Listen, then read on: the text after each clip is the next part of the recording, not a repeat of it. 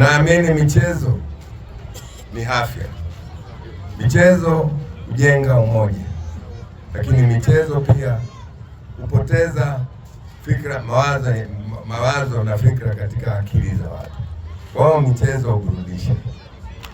Yote haya tunayafanya kwa sababu ya kuwa na amani.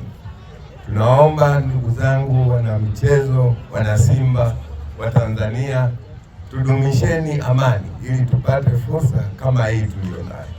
Na mimi nawaahidi hapa tulipo tutakuwa na ulinzi mpaka kuche. Mnaonaje?